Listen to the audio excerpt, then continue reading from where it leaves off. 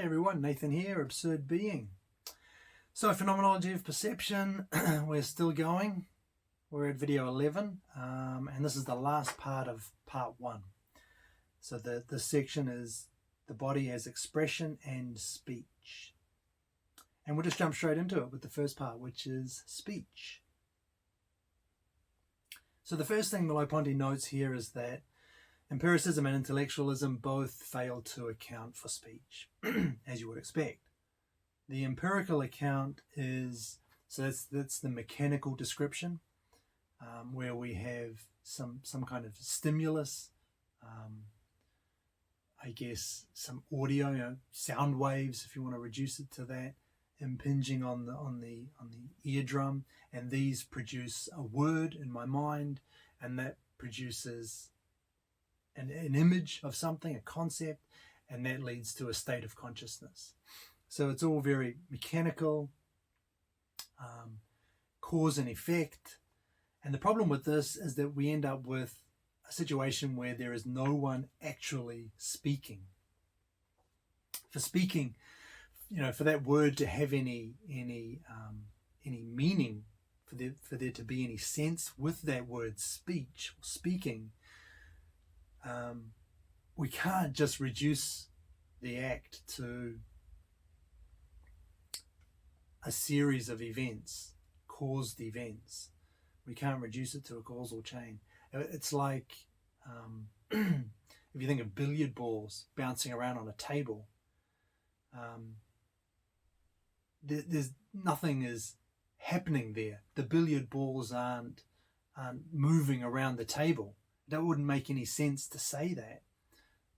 I hit them, and they're kind of following paths dictated by the laws of nature, right? But we wouldn't say that the black ball is moving towards the pocket. It's not. It's just because it's not moving anywhere. It's just it's all just cause and effect. It's just the laws of nature playing out in front of us. The same idea here. If that's all we reduce speech to, just events in a sequence, in a causal chain, we're left with no speaking subject, no one actually speaking. And a similar thing can be said with intellectualism. And for intellectualism, the word is just an envelope for thought. So the thought is what's really important, and that's the only thing that has content. And the word is just the envelope for it. It's the carrier. And what we're left with here, again, is not a speaking subject, but a thinking subject. So we've lost whatever it is that we're trying to capture, we're trying to define when we're looking at speech. The act of speech itself becomes unimportant and subsumed under the act of thought. So it just doesn't take speech seriously. And so Merleau-Ponty wants to do that, take speech seriously. So it's what isn't happening here in the act of speech is we have a thought and then translate it into a word. And he gives the example of seeing a brush. We don't see the brush and then have the concept in our minds and then translate it into this vocal articulation. That may be the way it seems when we reflect on it. That's what's happening. But if we think about our actual experience, that can't be what's going on. And really, if it were, I think communication would be impossible. If every time I was saying anything, I had to think it first and then translate it. And then when you heard it, you were doing the same in reverse, hearing the words and then translating them into concepts or ideas. Speech would be impossible. Communication would be impossible. And that actually, if you've ever tried to learn a second language, someone who's beginning, you'll see straight away how slow their speech is, because that is what they're doing. They're translating everything that comes in into their native, into their mother tongue, and then doing the same thing in reverse, and it's a very slow process. So that account doesn't capture what's going on in speech. And Merleau-Ponty says on that idea, the designation of objects never happens after recognition. It is recognition itself. And that's an important point that we'll kind of circle around throughout this video. So words aren't linked to a concept in our minds. That's not the way it works. Rather, the word itself bears the sense. So the word is what it is indicating. The sense of the object, the sense that the word is pointing to, is carried in the word itself. So this is it's a richer account, I think, of speech than we usually get. And the way we usually think of speech is that way, right? It's just, the word is just a reference for something else, a concept or an object in the world. And that's all it is. It's just the means of getting to that object. And we do tend to think like that. But I think that it doesn't do justice to our actual experience of speech, to our actual experience of listening and speaking. I don't think we can properly account for that with this kind of simplistic idea that words just signify other things. And Merleau-Ponty even says,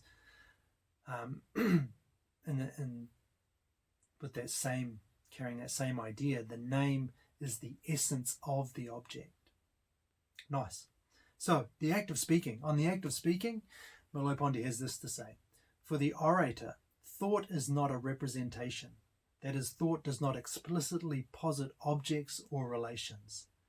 The orator does not think prior to speaking, nor even while speaking. His speech is his thought. The listener similarly does not think about the signs. The words occupy our entire mind. We are possessed by it. And that's cool. I mean, that seems to capture something about speech for me. It's all words. There's no other level. We're not moving to. We're not shuttling backwards and forwards between words and thoughts, or language and concepts. And again, if we were, it would be impossible. And if we reflect on our experience, that's not what is actually happening. The words are there without the thought, or as Merleau-Ponty says, the words are the thought. The thought, the essence of the idea is contained in the word. There's no need to go this extra step.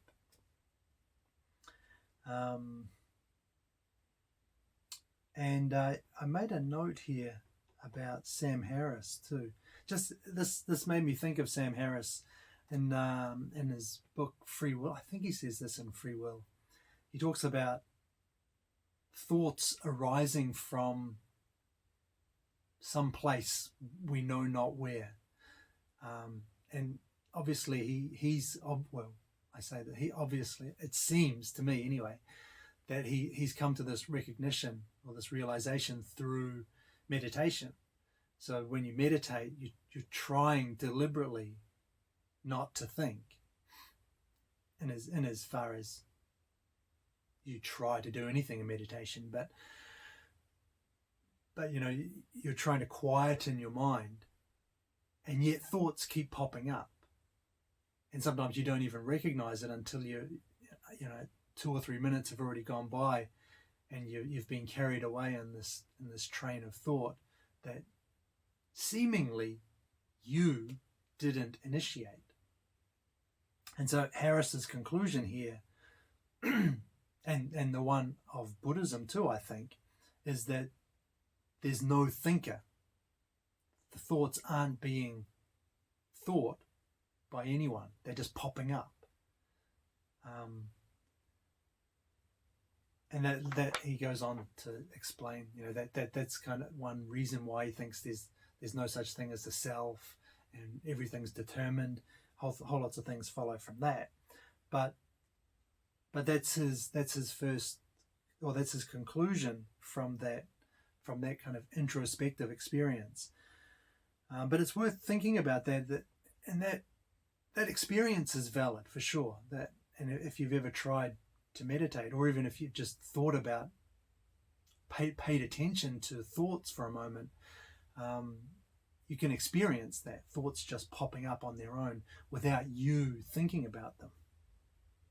But it's not the only conclusion that there's then no thinker of thoughts. First of all, I would say that type of situation, that type of experience, i.e. meditation or introspection, is not normal.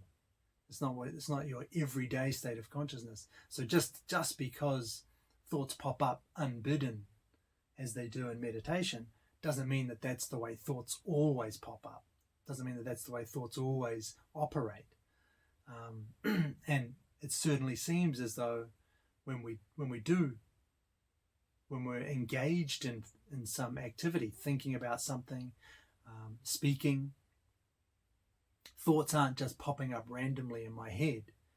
There is I'm directing them in some sense. I have a sense of directing them, which you don't get in meditation. So you can't overgeneralize from the meditative experience, would be my first thought.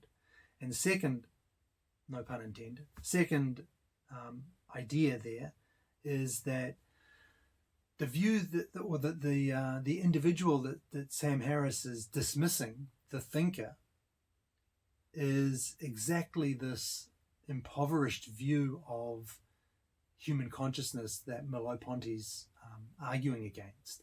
It's this idea that there's a ghost in the machine, a little Cartesian mind somewhere in that body, thinking these thoughts and moving the body around as if it's controlling a puppet. That's what Sam Harris discovers isn't there. And so he jumps to the conclusion, no one's thinking these thoughts.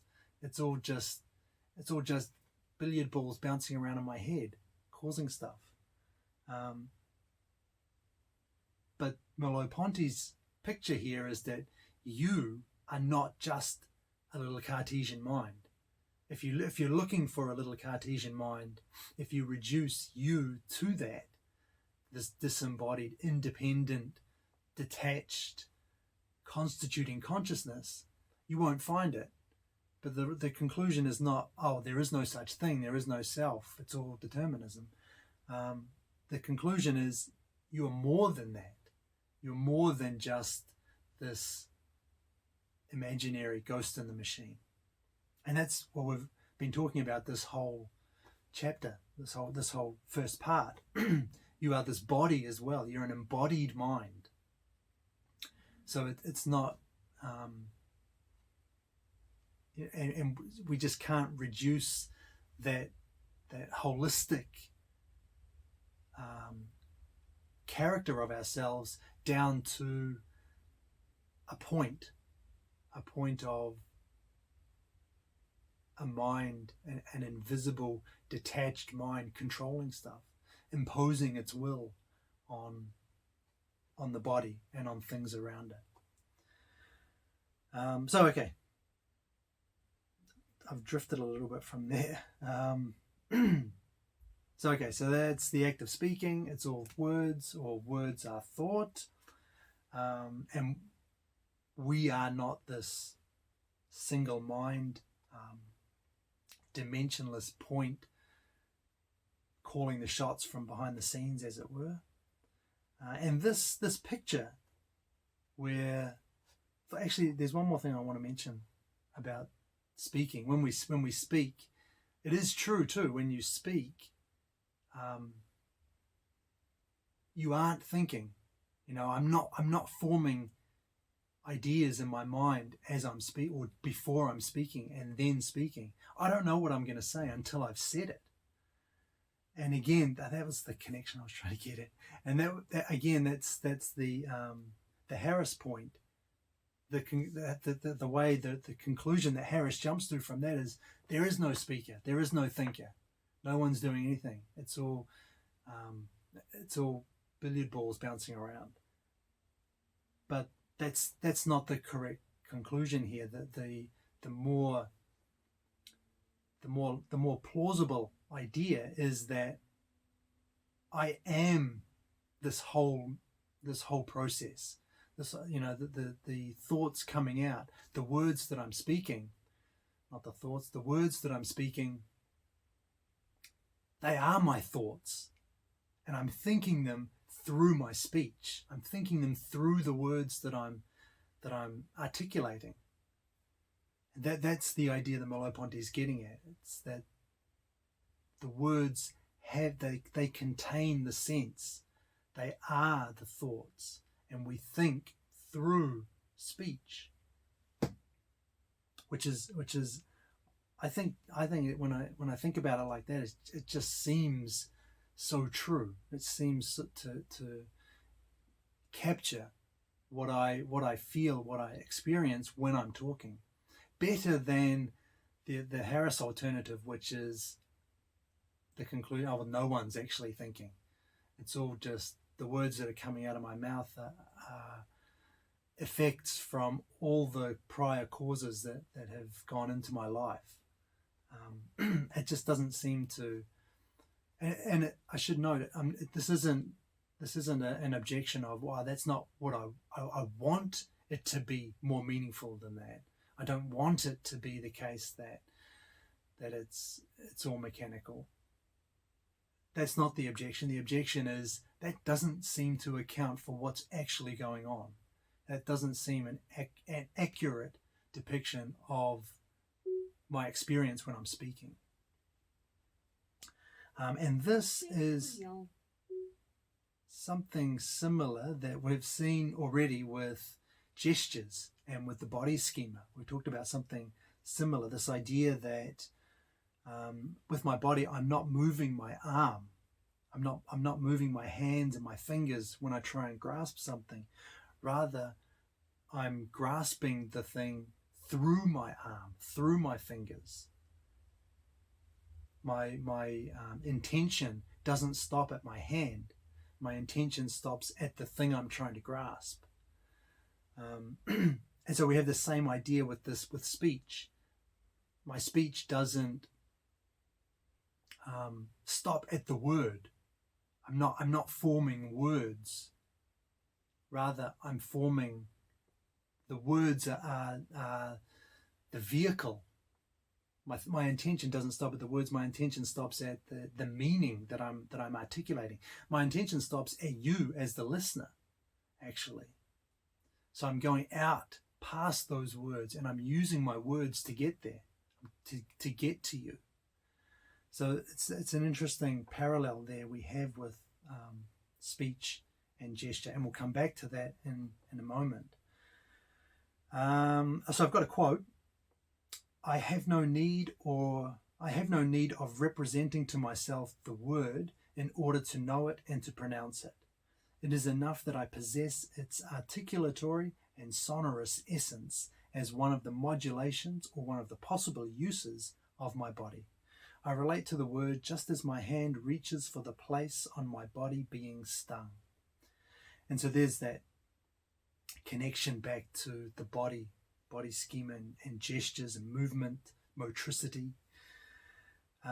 So it's nice bypassing that mind-body separation that we've been so intent on preserving.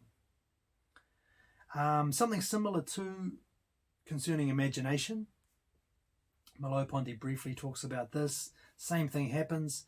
When I imagine my friend, Pierre, it's not a mental activity. It's not a mental act.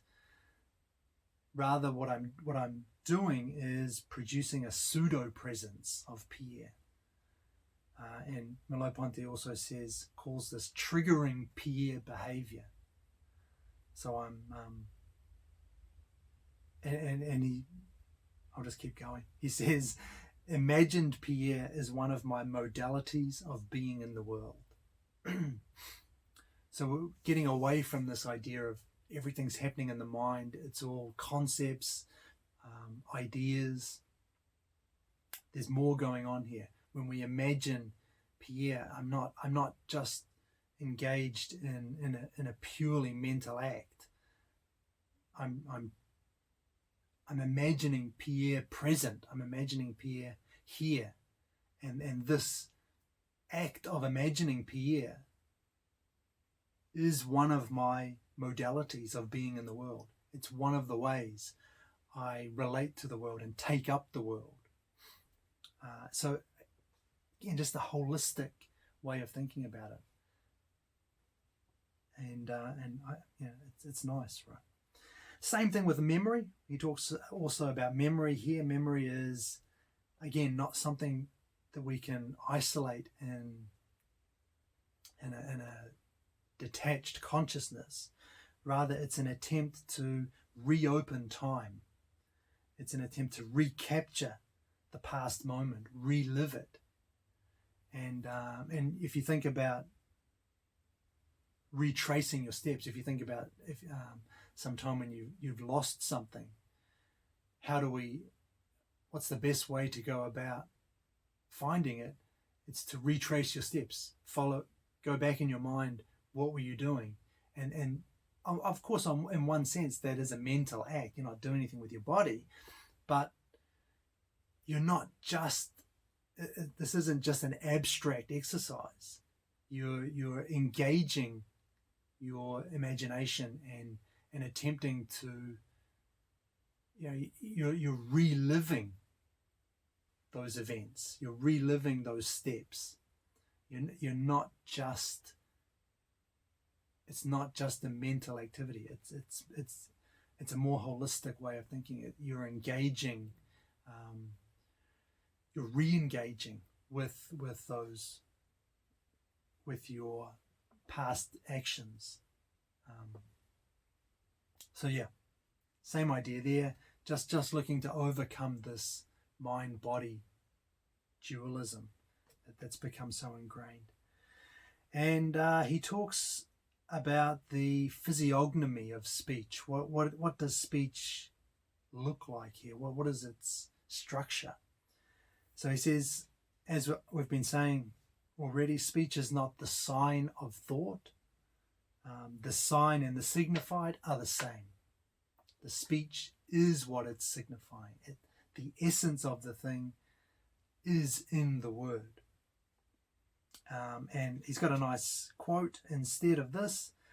Sense is caught in speech, and speech is the external existence of sense. Indeed, the operation of expression, when successful, opens a new field or a new dimension to our experience. So a couple of things there, which is nice, that speech is the external existence of sense. That's a nice way to put that. You've got this internal and external dimensions. Again, you don't want to take those too seriously, take that analogy too far, but speech is sense, just an external manifestation of it. And this reminds us too of the way Merleau-Ponty talked about the body actualizing existence. Another parallel.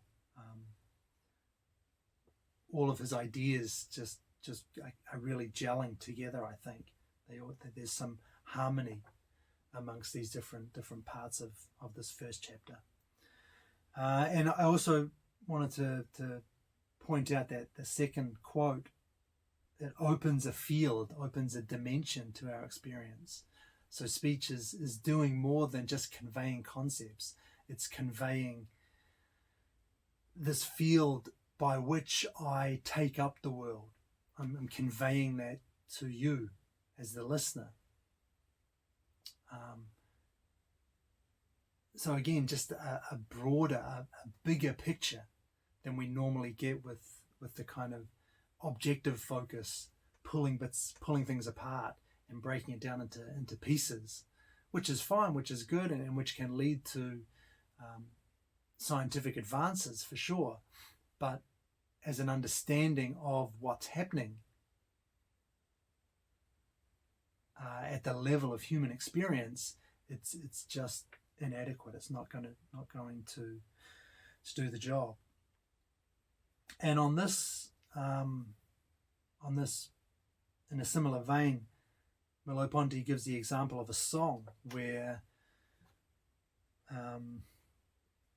the way you experience a song is not to analyze it. You don't want to pick apart different instruments or try and isolate as you're listening to it what the melody's doing or how the harmonies are playing out and working together. You can do that, but that's not a kind of genuine experience of the song. Rather, you let the song wash over you. You let the music wash over you and carry you away. That's the point of music. That's what makes it so powerful. And importantly, the music doesn't refer to anything beyond itself. It doesn't refer to some other idealized melody or harmony or music. The notes, they embody the sense of the song. There's nothing else. There's no hidden meaning. No kind of, you could think of it in Platonic terms. There's no Platonic forms that it's referencing. The melody, the notes, they are what the song is. The sign is the signification. So that was the connection to make there with speech. We tend to be misled about thoughts existing before speech. As I said, that's the way we typically view it. Thoughts exist first, they have priority, and then we translate them into words, into speech. But this is because we imagine a silent inner life. We imagine that there's a world, our inner world is a world of concepts and ideas, not words. And we therefore imagine that the words are just empty signposts pointing to those concepts and ideas, which are the source of those words. But he says this inner life, far from being a silent one, is actually buzzing with words. And he has a nice expression here: we reflect within a world already spoken and speaking. So it's too late by the time you get there. By the time you reflect on your inner world, and it appears quiet, it appears wordless, you've already come too late, because the way you reflect, the way that you're reflecting already contains language. It's already linguistic at its core. So the analogy is like looking for your glasses when you're wearing them. You can't see them, you can't find them anywhere, you conclude that they're not there. But that's because you're using them to see, you're using them to look around you. Same idea there. We already live in this world that's spoken and speaking. So, bottom line, speech is a gesture. The way we've described it here, speech is a gesture, and we've talked about gestures before, and we saw that we don't gesture with our body, we gesture towards other things. And the same thing here, I don't speak with words, I don't stop at words, I surpass them towards the listener. The words aren't the end of my intentional arc. So that's going to carry us into the next part of this video, where we'll look at gestures themselves and see if we can get some more insight into speech. So let's turn to gestures. So the question that's going to drive Merleau-Ponty in this part is, how do we understand physical gestures? And we'll take that and apply it to speech. So physical gestures we understand immediately. The gesture contains its sense. It doesn't refer to anything beyond itself. And the example that Merleau-Ponty talks about is anger, where if you see someone angry, their gestures are angry, their body language is angry. This isn't referring you to some hidden essence of the person, which is anger itself, or some essence which is angry. The anger is referring to that individual as that body, as that embodied subject. It's not directing you anywhere else. The act is what it signifies, what it indicates. So gestures contain their sense, and we understand them immediately. There's no translation process going on. However, when we understand gestures, although while we understand gestures of other people, particularly in our culture and in cultures similar to us, we don't understand the gestures of other animals, or even in gestures of people in different milieus from us, people in different, very, very different situations, very different settings. They may have different behaviors, different gestures that don't align with our cultural understandings, with our cultural backgrounds. So that tells us something about gestures, and it tells us that the sense of the gesture is not given. It's not in the gesture as such and readable by anybody. Rather, the gesture has to be taken up by the spectator. So the gesture is there. It's there in the sign, right? The sign is the signified, but it's not given to,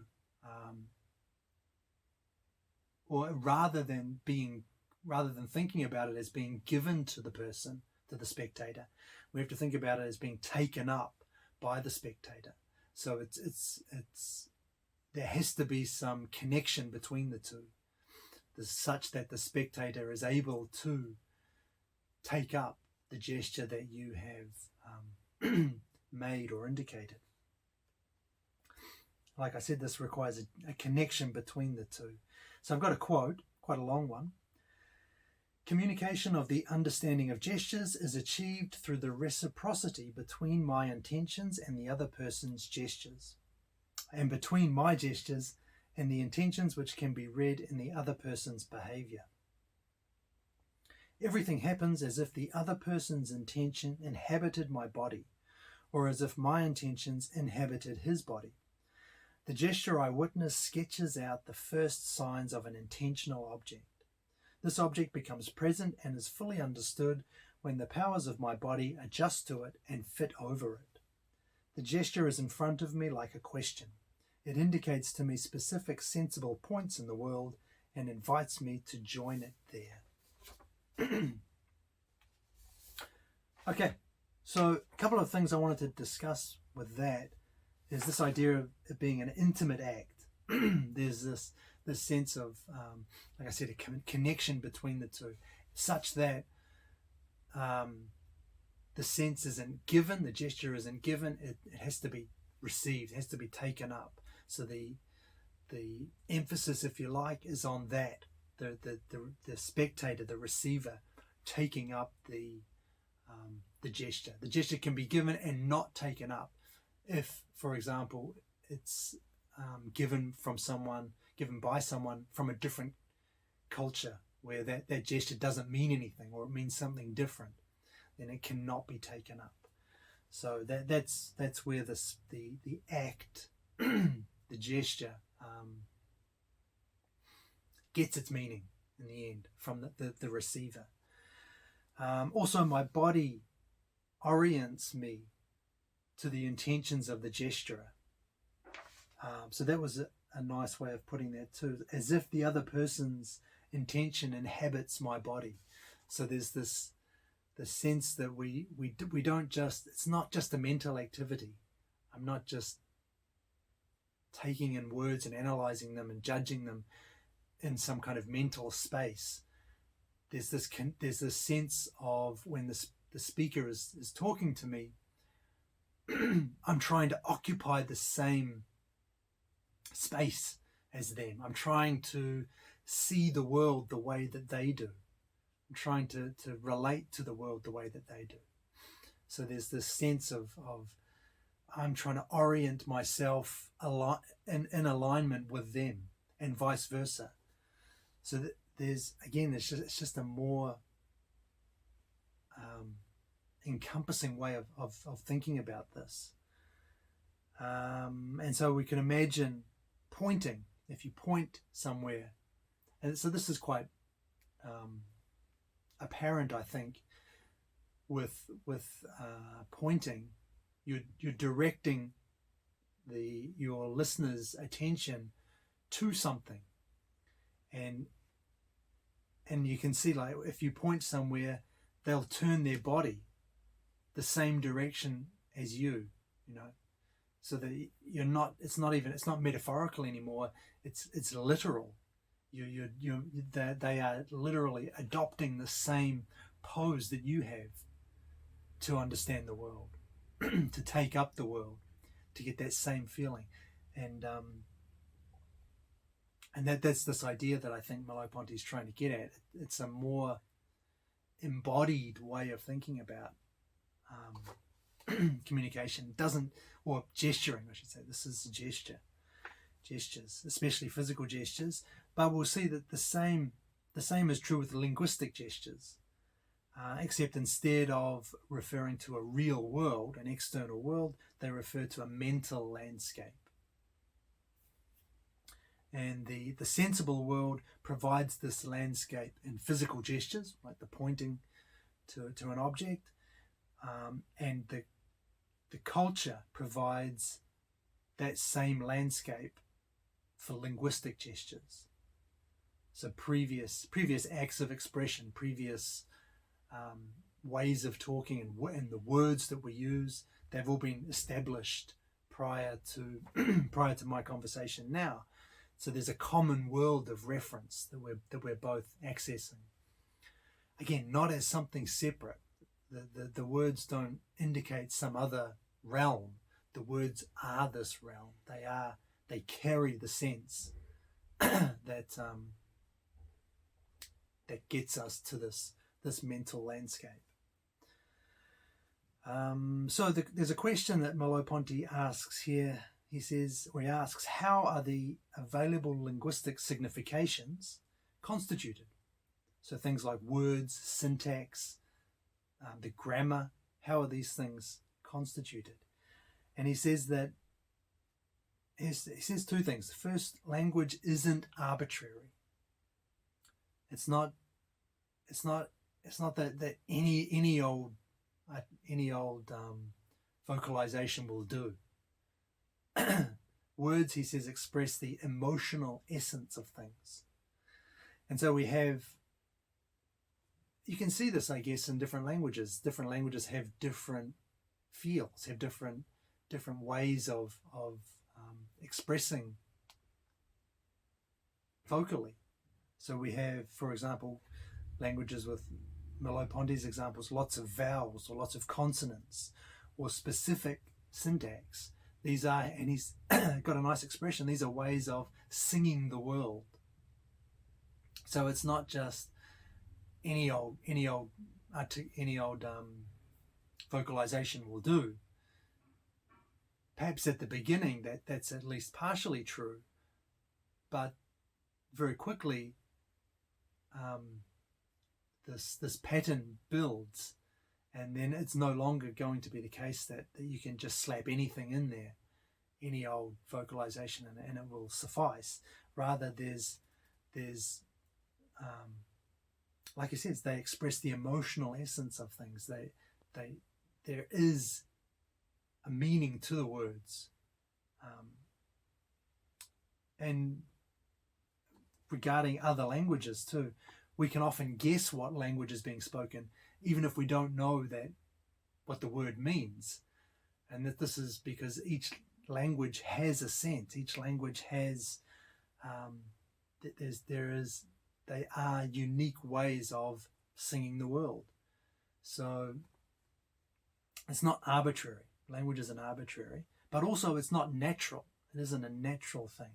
There could only be natural signs if the organization of our bodies made definite gestures correspond to certain states of consciousness.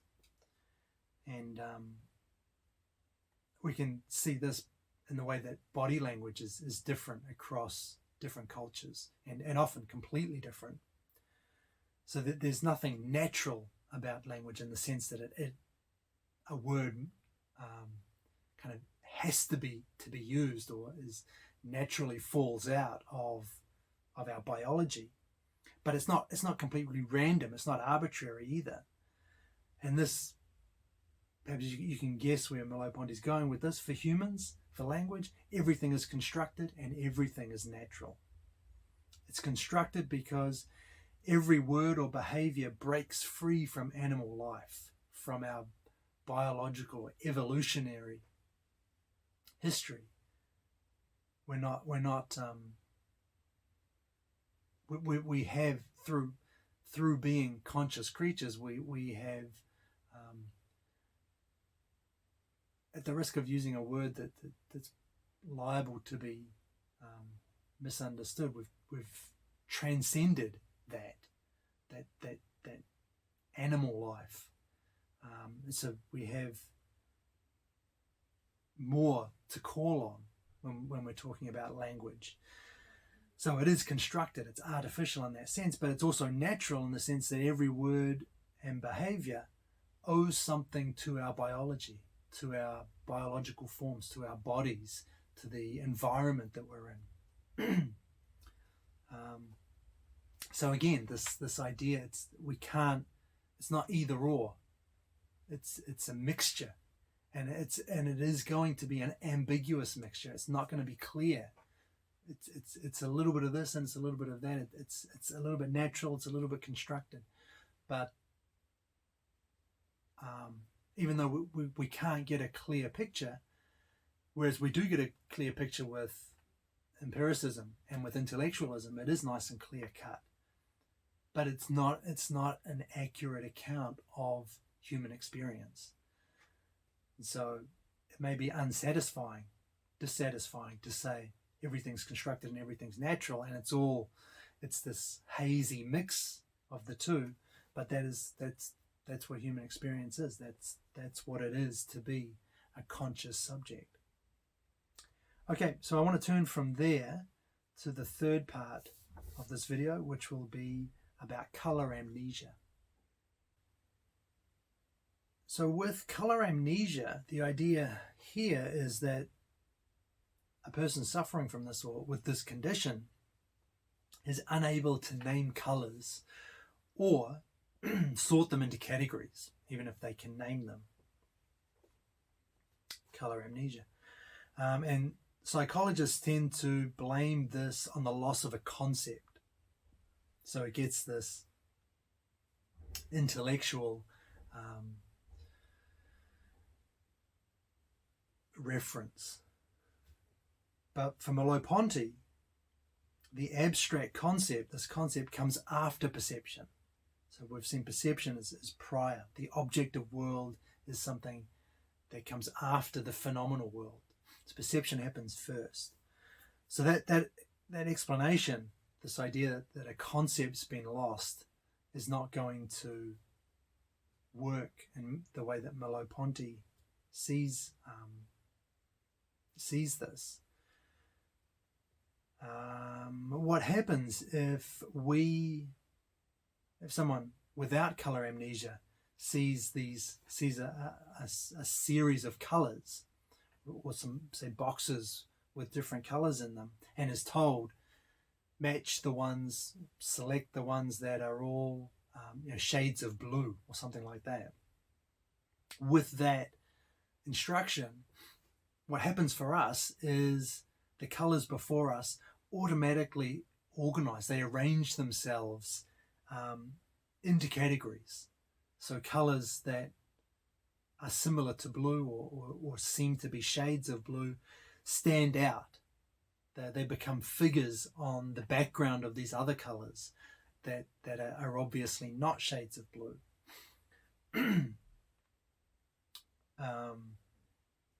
And this happens automatically. It happens. It's not something that we are analyzing. We're not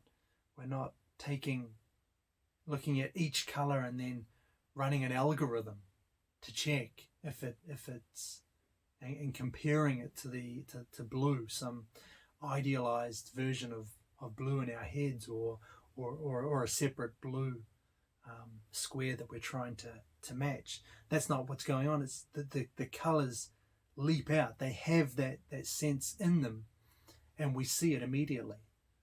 We're not running algorithms. We're not processing or analyzing in this way. For the patient, though, for the person with color amnesia,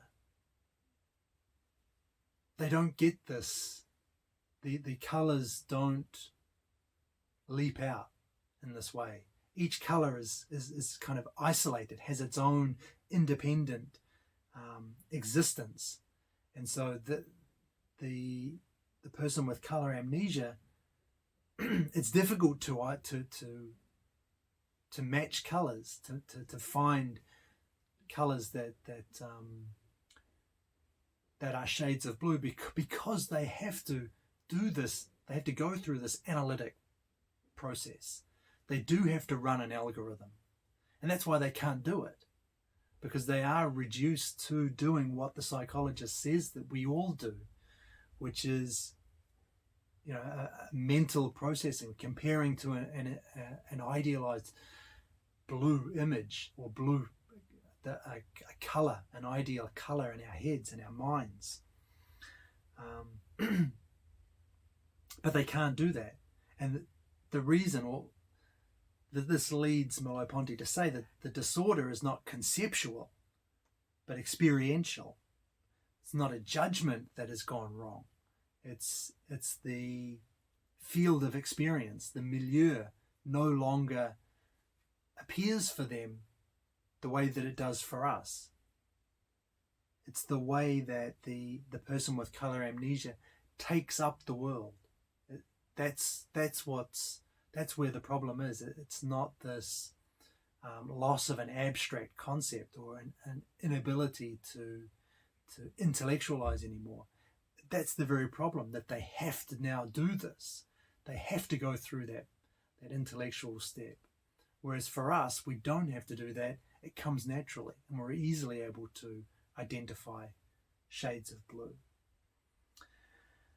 In some cases too, with color amnesia, the subject can actually name the colors, but just can't classify them, can't group them into some similar colors. And this is evidence then that it's not the loss of the word. It's not that's gone wrong here. Rather, something's disappeared from that word. The word is still there. They know they can use the words to describe colors, but they can't. But the words mean nothing to them. Something's disappeared, and it's not a mysterious concept or a form that used to be attached to that word.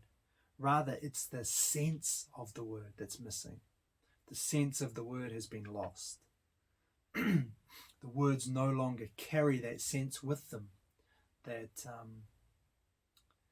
we've seen characterized as normal speech. When it loses its sense, the word alters even in its perceptible appearance. It becomes empty.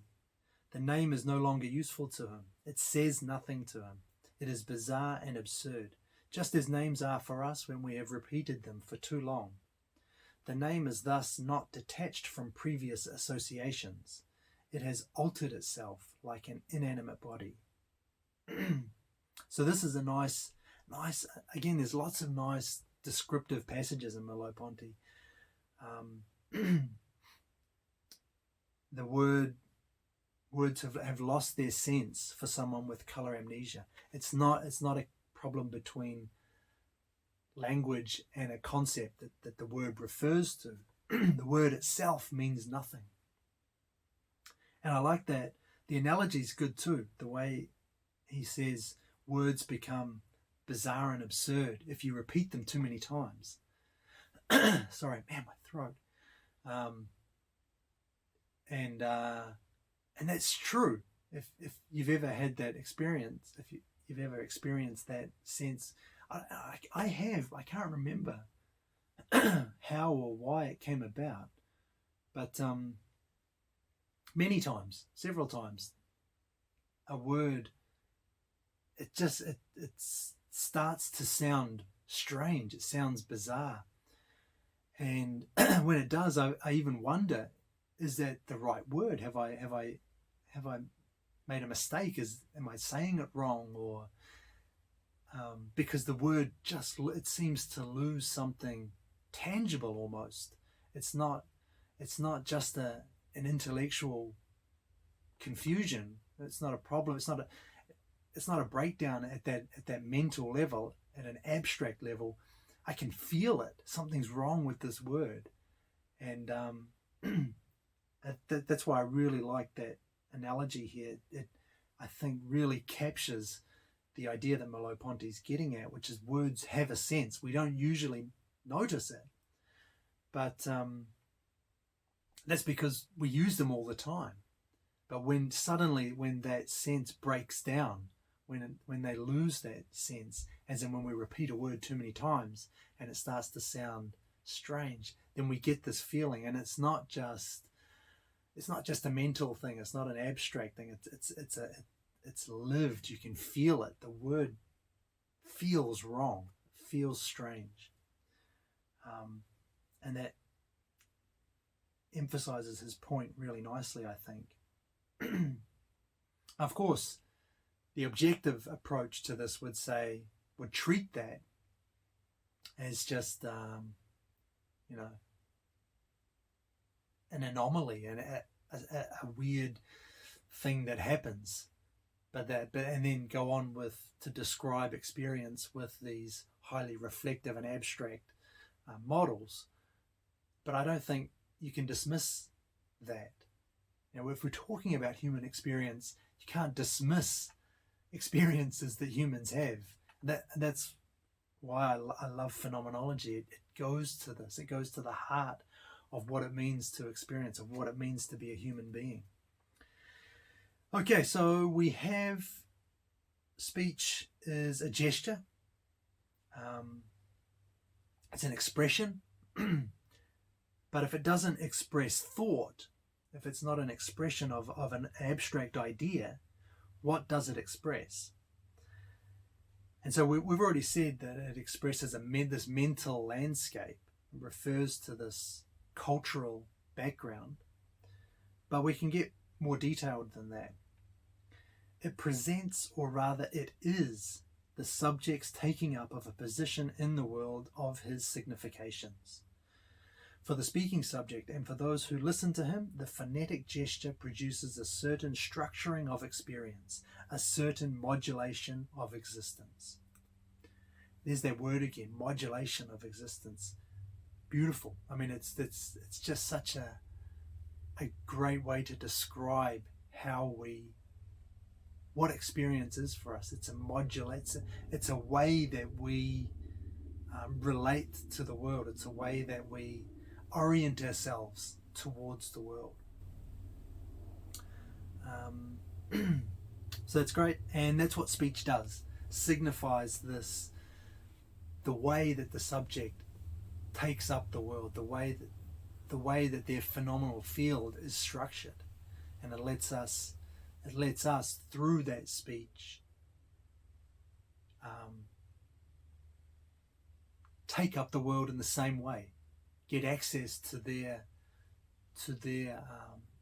way that they are modulated towards existence. Cool, so that's good. Nothing more to say there. The last point I want to make in this section is Merleau-Ponty also talks about authentic speech, which is interesting.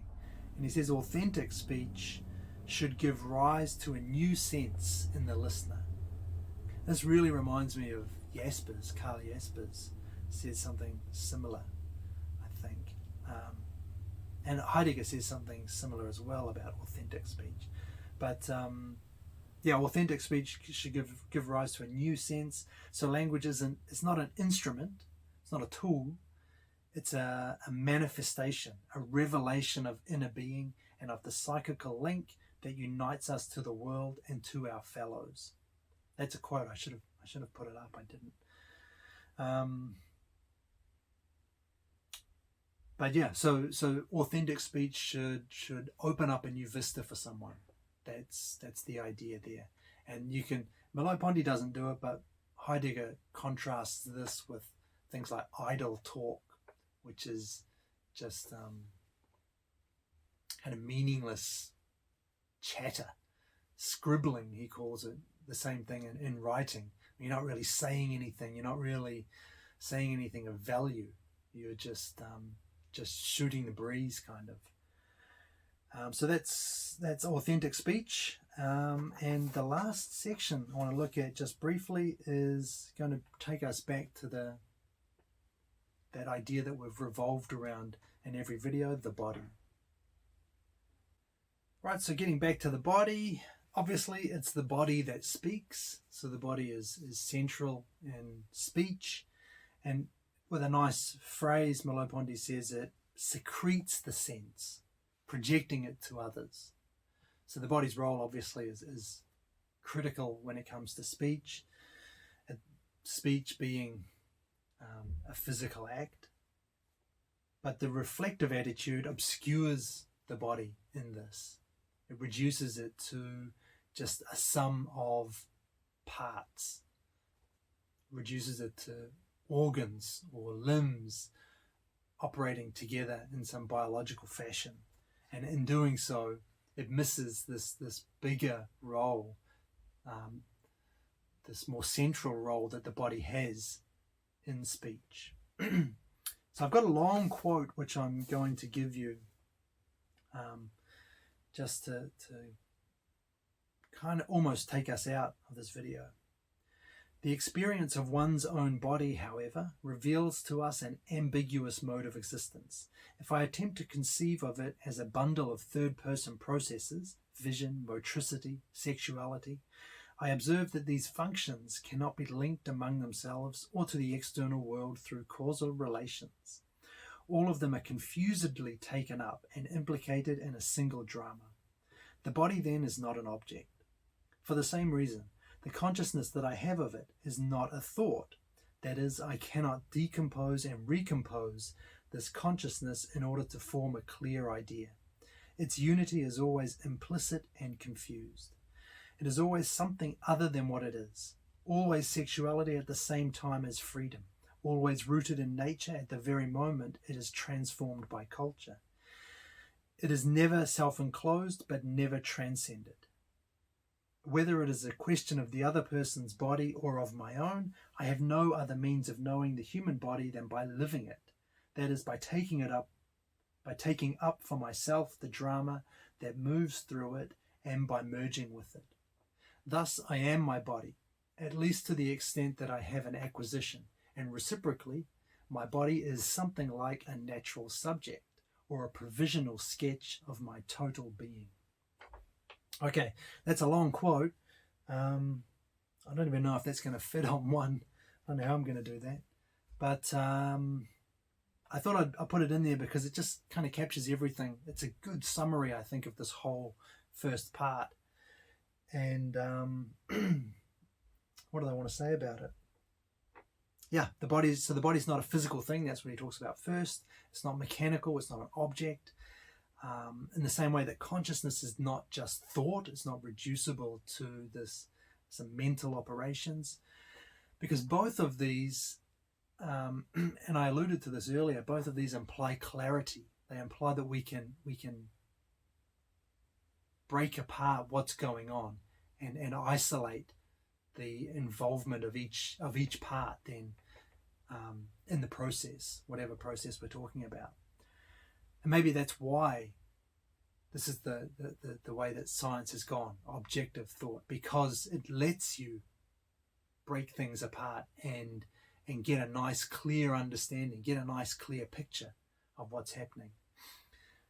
The problem is that's not what human experience is. We don't actually experience these clear distinctions between this and that, between what does he say, different senses, the way that different senses are unified, or the way that vision, motricity, sexuality are all come together. And he talks about the natural and the cultural, right? And also the contingent and the necessary. These things don't admit of clear partitions. We can't just break them up, study them in their parts, and then put them back together as if the study that we conducted on them separately and individually can just be pieced together like a puzzle. We can do that, but then we get this objective approach which bypasses what human experience really is. We no longer get that, and that's human experience is this confusing, amorphous, ambiguous, hazy mix of all of these things. We can't separate it out. Which is what is due to sexuality, what is due to freedom, what is transformed by culture, what is natural, what's given to us by nature. None of these things admit of this partitioning approach that objective thought takes, reflective thought takes. And that, if you remember, we talked about this a while ago. That's the danger of reflective thought, is that you end up, when you reflect on the process, on the experience, you take that reflection as your subject, as your object of inquiry. And the reflection is not the experience itself. In making that first abstract leap, you've changed what the experience originally was. And so when you study that object, that reflective object, you're no longer studying the actual experience. And so you can't ever hope to fully capture, to fully describe that experience. Okay. So this, in general, in summary, this first part has rediscovered the body as an essential component in our expression of and relation to the world, albeit one that is characterized by ambiguity and uncertainty. And that's where I'm going to stop. Summary. Let's check a summary. So we looked first at speech. We talked about this being a gesture or a modulation of my body. So the same way that actual gestures, physical gestures, the same way that we describe that can apply to speech, and that nice description of speech as a modulation of your body, a modulation of your existence, the way that you comport yourself, or the way that you take up the world. So we looked also at the idea that speech is thought.